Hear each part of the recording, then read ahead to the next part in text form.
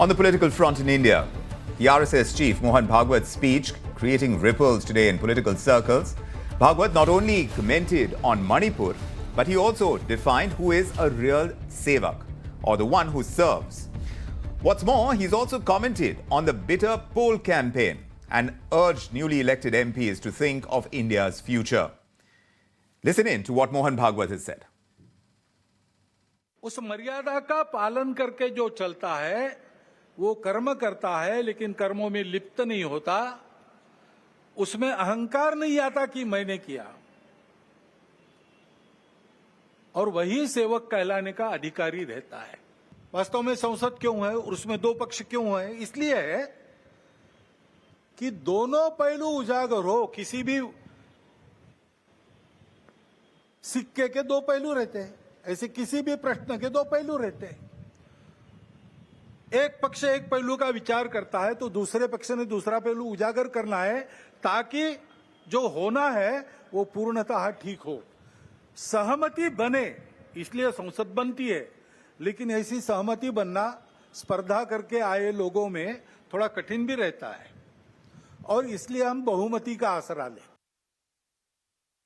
Consensus is important, but the importance of figures, the numbers in Parliament, is the one that you would have to rely on, is what Mohan Bhagwat is indicating in that speech that he made. Then, on the other hand, you have the Congress leader, Jairam Ramesh, who has tweeted that the allocation of the Parliamentary Affairs portfolio inspires no confidence. Rijju, the new Parliamentary Affairs Minister, has tried to strike a cordial note despite what Jairam Ramesh has said. Listen into what he said in response. कोई भी जिम्मेदारी चुनौती होते हैं, मगर वो सबसे बड़ा अवसर भी होता है। इसलिए मेरा काम करने का मंत्र एक ही है। प्रधानमंत्री जी का मूल मंत्र सबका साथ सबका विकास, यही मेरा काम करने का मंत्र भी रहेगा। और सबको साथ में लेते हुए लोकतंत्र का इस मंदिर में हम मिल करके अच्छा बहस करें, अच्छा निर्णय करें और देश के लिए काम करें। इसी सोच के साथ हम आगे काम करेंगे। So that's what we're hearing on the political sphere today, and the big question that it raises is, what is Bhagwat's message to the BJP right now? And will the Congress try to pin the new NDA government in Parliament? Is the stage really set for a showdown, or can we expect the MPs, both from the Treasury and the opposition benches, to respect the people's mandate? Let's get a sense of what the Parliament sessions could be like in times to come. And for that, Kailash Adhikari, Managing Director of Governance Now, joining us, along with Advocate Kapil Madan. Also with us is the Consulting Editor of Business Standard, Aditi Phadnis. Great to have you all with us this evening on India Tonight. You know, unlike the last two times, this third iteration of a government led by Mr. Modi does not come in with brute majority, and that is clear. How much strength does this give to the opposition in Parliament this time around? Let me ask Mr. Adhikari first. How much do you think the opposition is going to challenge the government on various laws that it aims to push through, in your opinion? Firstly, I'd like to state by stating that, the mandate of the people is with the NDA, and that is very clear. Having said that, yes, the opposition numbers as compared to the last two parliaments are high, but that does not mean that the opposition just does the work of not allowing the parliament to function. The parliament is a temple of democracy, and each and every discussion, debate, and the bills that are passed are there for the proper governance, for the good governance of this country. And the implementation of each and every those bill is very critical for the citizens of this country. While the opposition can play a very positive role as a constructive opposition, but that does not mean that, just because their numbers are high, they take it arrogantly, and now they try to stall each and every work that the constructive government wishes to do. And I do not support the views that are given by senior Congress leader Jairam Ramesh. As Minister Rijju has been in the cabinet in the earlier times. He has served the government of India in the capacity of the Minister of Law and Justice. But and as a constructive opposition, they should see that the Treasury and the opposition benches actually work for the mandate of the people and for the citizens of this nation. Aditi Phadnis, do weigh in on this. Parliament had a log jam in the last winter session, 141 MPs suspended. which the opposition at that time was calling murder of democracy. So now, when on the appointment of Kiran Rijju as Parliamentary Affairs Minister, the Congress General Secretary Jairam Ramesh says the Prime Minister does not want Parliament to function any differently than the manner in which he has run it over the past decade. Is this setting the context really for excessive confrontation in Parliament? Well, I think the Congress is overstepping the mark when it says that, I don't think the Congress is in a position to decide who should be appointed in the Council of Ministers, what portfolio they should be given. That's a prerogative of the government. But it is also signaling that no matter who the minister is, it will be hard for us to work with him. So now that is a very negative way of looking at it. I don't know what will happen in the future, but certainly unless the opposition is recognized as being in far larger numbers than it was in the last Lok Sabha by the Treasury benches, and unless the Treasury benches approach the opposition with much more humility, please pardon my saying so, than they have done in the past, Parliament will not function. Exactly. And in the second iteration of the Modi government, I'm going to ask Kapil Madan, we've seen the criminal laws going through, the opposition not having much say in it. It went through without due deliberation, they said. Is that kind of scenario likely again this time around, you think, Mr. Madan? Well, I'll give you two examples. You remember when the farm laws were happened, there was, not any deliberation in the parliament. And when the farm laws were revoked, there were, no deliberation in the parliament. And you very rightly pointed out during your opening remarks of the show that, Modi 2.0 saw, that is a term which saw maximum number of MP getting suspended from parliament, from protesting, from raising their voices, taking up issues that matter. And that's what, is the role of opposition. You need to seek accountability from the government where the government has failed. Do you remember Manipur? It took, several MPs to stage protests. Some of them got disqualified just to, pressurize the incumbent government to speak on the, gruesome state of affairs that, our Manipur was facing. So I agree with you that yes, in Modi 2.0, we saw maximum number of suspension. And I think this time around, the government has got a jolt. And I must also point out a very important statement here. I was listening to Mr. Mohan Bhagwat very patiently. He made a very critical remark here, and I think he was questioning none other than the Prime Minister. He mentioned and said, it is not one person who takes the credit. He was citing, it is not the arrogance of one person, who can claim that he has done it and he takes, all the credit of doing it. You remember, Honorable Prime Minister at the floor of the House made a statement, "Ek akela sab pe bhari." When he made that statement, he not only disrespected the opposition, he also disrespected the NDA allies. He also disrespected the entire BJP system that pushes and works karyakartas on the ground. And perhaps Mr. Mohan Bhagwat was referring to that statement. How do you read it, Mr. Adhikari, what Mr. Bhagwat has said? Because he makes a clear point about the importance of numbers in Parliament, though he says consensus is something that remains an ideal and something to be worked towards. How do you read into what Mr. Bhagwat has said today? How much was he addressing the larger Parliament, the opposition, and how much was it addressed to the BJP and to Mr. Modi in particular? What Mr. Mohan Bhagwat said, I would not like to draw any inference out of it. What he gave the public address was a general public address. And I'd like to take the positive points of it, that naturally it is always a team effort. And the Honorable Prime Minister, many a times in the election rallies, as well as in front of the media in the Parliament, has talked about a team effort. And let me give you an incident just before the Lok Sabha polls were announced, when there was a voting in the upper house of the Parliament, and Honorable Prime Minister spoke very highly of the former Prime Minister, Dr. Manmohan Singh. And he said that today, whoever he has Dr. Manmohan Singh come here to support, he has come here to strengthen the democracy of this country. So all those critics who are talking that the Bharatiya Janata Party or the NDA doesn't believe in democracy is totally quashed by what Honorable Prime Minister said about his predecessor, Dr. Manmohan Singh, when the Congress was in power. And honestly, what Dr. Mohan Bhagwat said about being a true Sevak is that the ideologies of RSS probably is what he's speaking, but I would not like to draw any inference towards any political party or towards any political personality from his speech.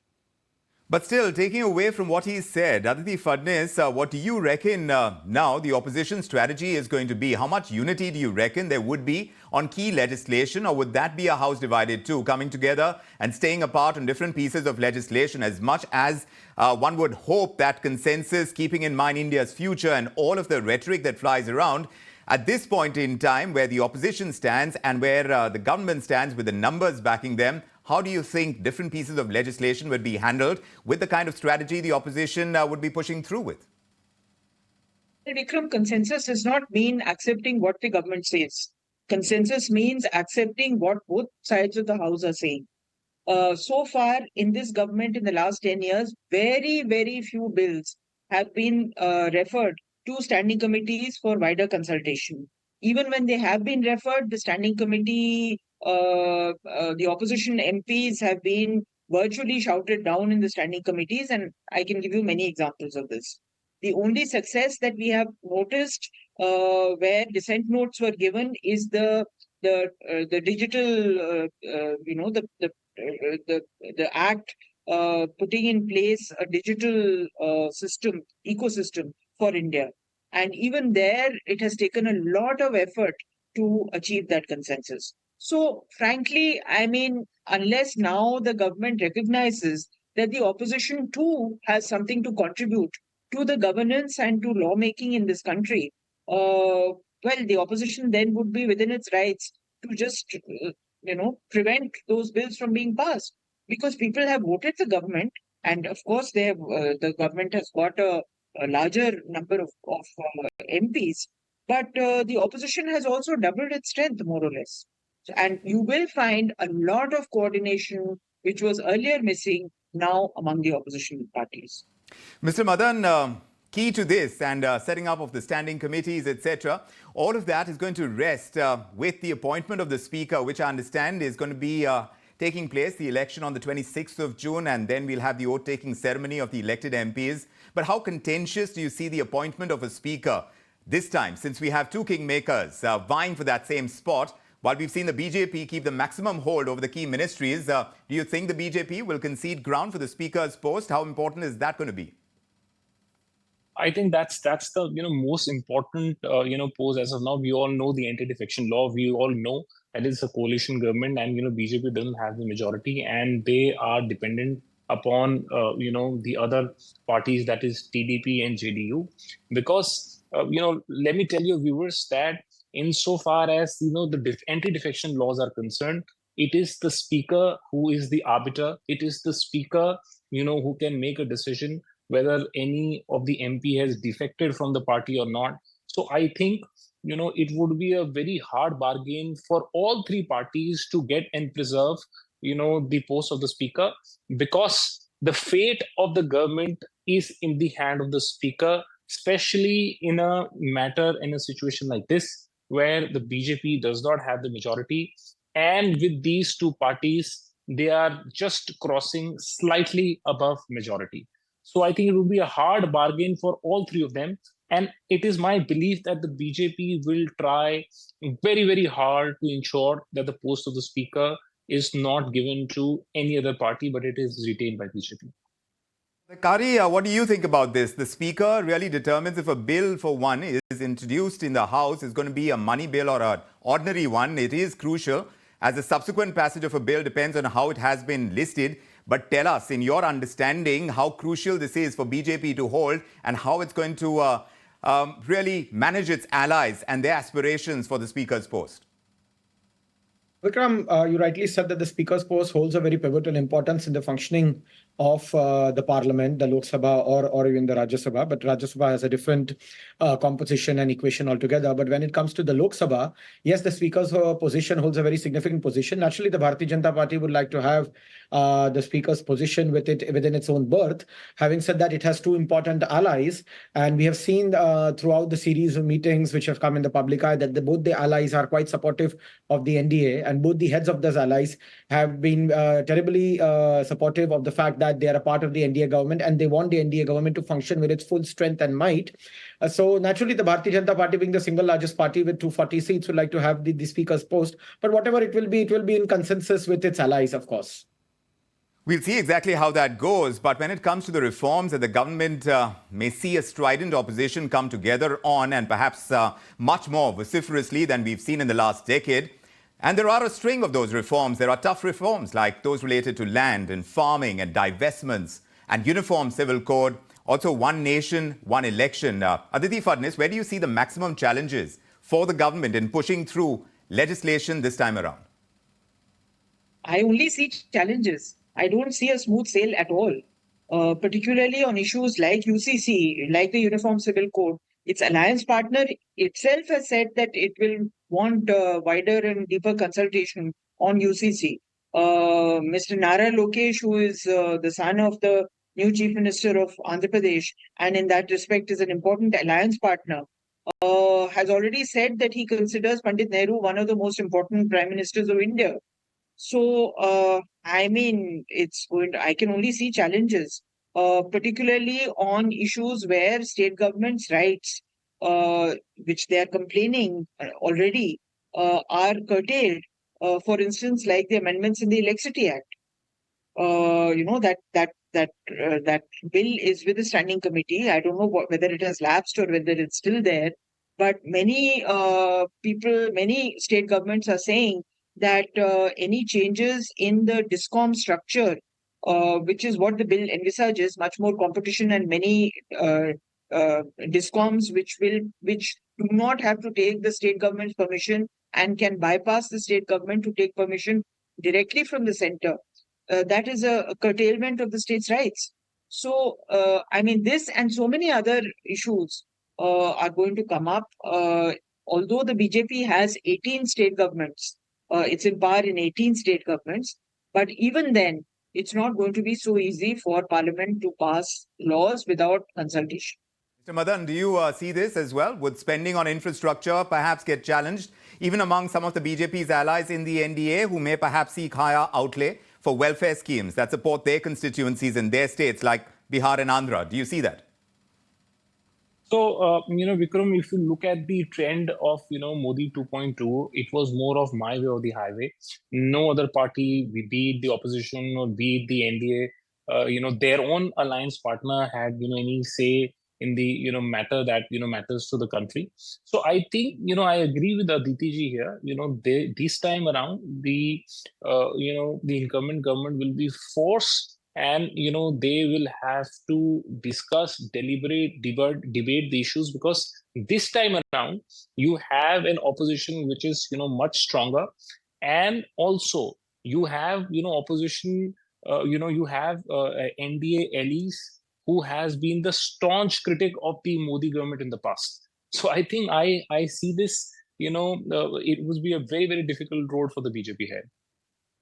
Adhikari, in letter and spirit, it is important to have a strong opposition in terms of governance and being able to push through key reforms for faster growth. Is this going to be a hindrance in your opinion, or do you think this is the way democracies should function and our parliament should function? A vibrant democracy should have balance. It is by definition, there's no doubt in that. But having said that, for key reforms to go through, naturally, it is said that any government should be in majority so that, such structural difficulties don't come into play. But even if the opposition is there, and if the opposition understands and plays a part of a constructive opposition, I don't see it as a hindrance. But yes, I mean, sometimes in politics, it is a sad affair that due to political reasons, some even key reforms which are good or for the betterment of the public, they do get hindered.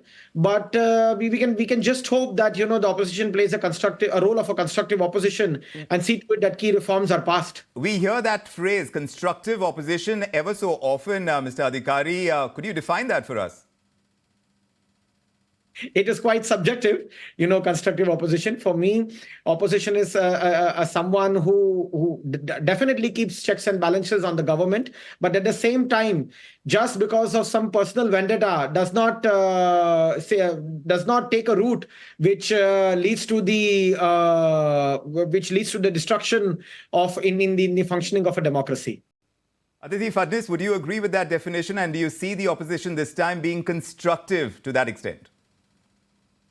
Look, last time non-finance bills were classified as finance bills, and for that reason, the reservations of the opposition were not taken on board, and they were rammed through more or less. So many things have happened in the last 10 years that have blatantly been twisted to help the ruling dispensation. There are so many examples, I don't even want to go there.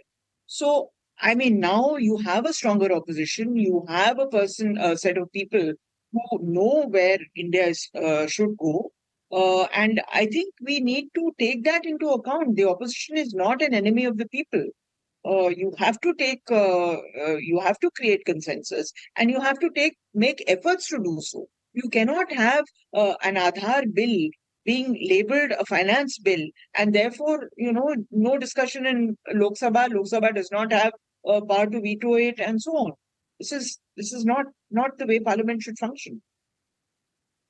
When you see the government strategy in being able to arrive at consensus this time around, would it be more prudent for them to go with populism? Do you think that would be more evident? And as we see the budget in July, do you think that's going to be seen that much more?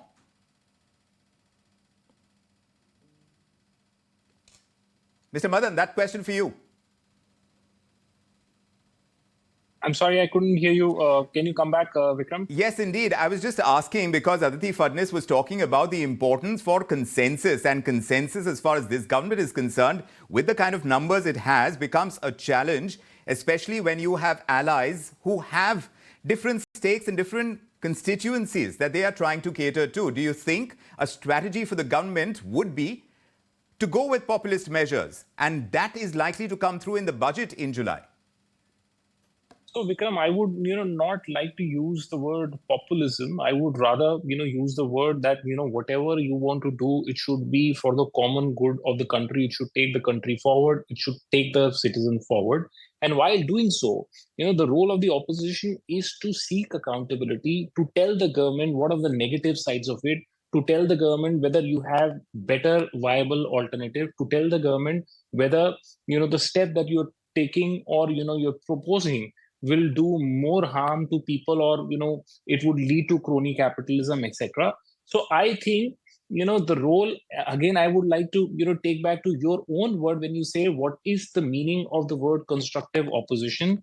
And my friend here on the debate, though he said it was subjective, I would only give my understanding of it, that whatever takes the country forward, whatever takes our citizens forward, is something which I think is constructive criticism. If the government is proposing to bring anything, it should be debated, it should be deliberated on the test whether it is for the common good or not.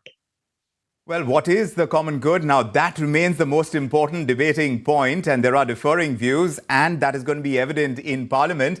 We'll see exactly how the debates pan out. The fact that there will be debates cannot be really put to question at this point in time because of the way the numbers are stacked. But how the allies are going to be really managed by this Modi government, we'll have to wait and watch. And of course, the appointment of a speaker is going to be key to how Parliament functions. We'll keep a watch on that. Aditi Phadnis, Mr. Madan and Mr. Adhikari, thank you very much for joining us with your perspective on this edition of India Tonight. Pleasure having you with us. If you like this video, then like, share and subscribe to ET Now.